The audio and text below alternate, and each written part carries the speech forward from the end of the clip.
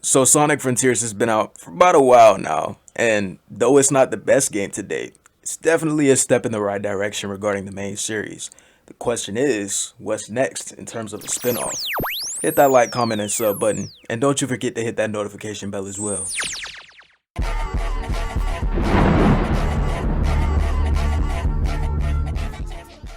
So before we get into the video, I will say that I don't upload discussion videos as often as I should.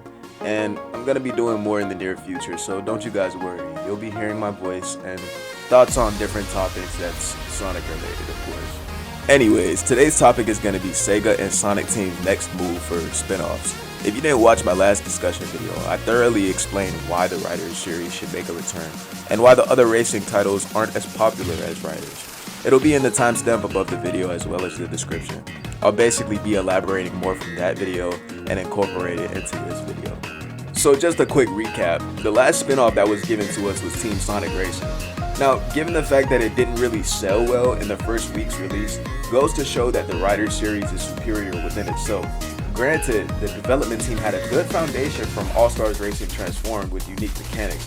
It just doesn't compare to the futuristic skateboard with 3 cool new characters and lore. Since the very beginning, Sega and Sonic Team would release 1 to 3 spin-offs roughly a year or two after a main series game. But of course, times have changed. Most would say that we're in the multimedia era now, so who knows when the next spin-off title will even be announced. I do say though, Sonic has had a really great year this year. We've had the movie sequel, Sonic Colors port, Sonic Frontiers, and next month we're gonna have a brand new TV series. Though I really wish it was an anime, to be honest. But that's a story for another day. So at this point, people are no doubt asking, where am I getting at here, or what exactly am I talking about?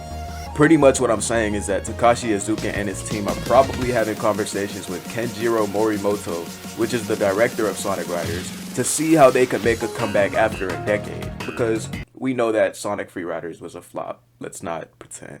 But this isn't a guarantee, of course, and that's not what I'm saying. But if I had to guess, they really have no other direction to go to. Heck, there's no doubt in my mind that they've seen Riders projects such as Riders DX and their recent build of the game, Riders X, and even Chaos X's video. Also, let me remind you that just within the past couple of years, Jet has subtly been mentioned. They're low-key throwing hints and teasing us, and nobody has said anything about it but me. He was a playable character in the Mario and Sonic at the Olympic and Winter Olympic Games. Babylon Garden has been seen in the Tales Tube video, and even Sonic mentions him in Frontiers. Take a listen for a minute. Kinda reminds me of where we found Babylon Garden. Yeah, I wonder what Jet's up to. And see, these are the things that we have to pay attention to.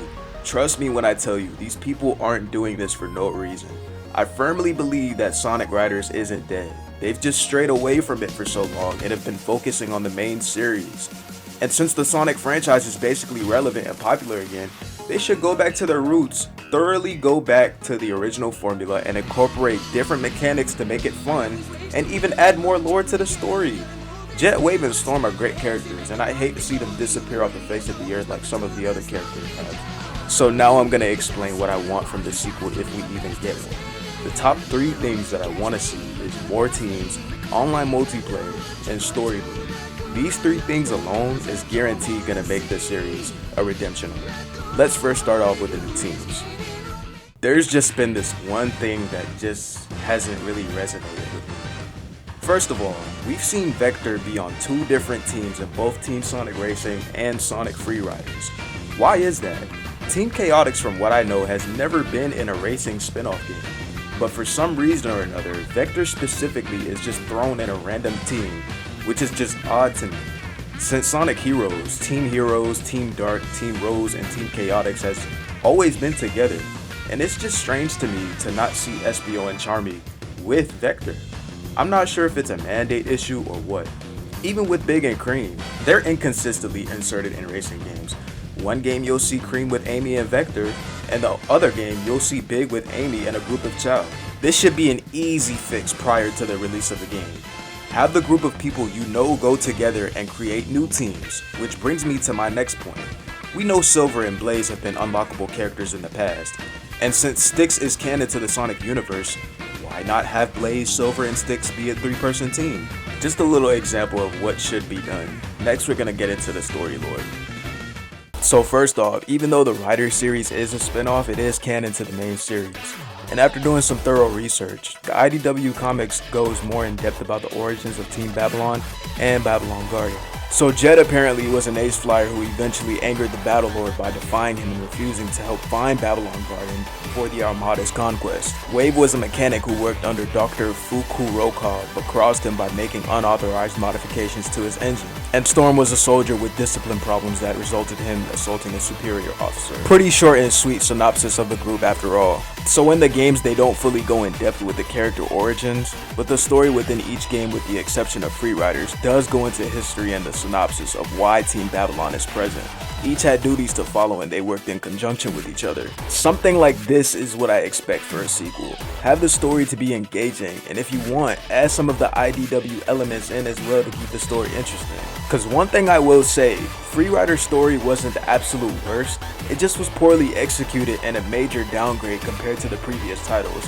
This is part of the reason why people probably dislike the game as well. I personally would argue that this title had an entire new cast and people just didn't expect it. And last but not least, I want to talk about online multiplayer. Since the very beginning, I never really understood why this spin-off series didn't take advantage of adding online multiplayer. This is something that's been requested by pretty much everyone in the fanbase, including myself. It's very important to have this feature, especially after beating the game. I'm not just gonna play the main story, do mission mode, then play locally with a neighbor or friend. We're in a day and age where online multiplayer games are taking over, and if you want a game product to sell well, you have to implement this specific feature. Many can agree and some might even disagree, but online multiplayer games in itself ages the longest because there's constant content being added and just different things to keep the player from getting bored. Granted, Free Riders did have online mode, but due to obvious reasons, it just was never active. So to conclude, online multiplayer is one of the 3 things that I've mentioned in this video that I want the most.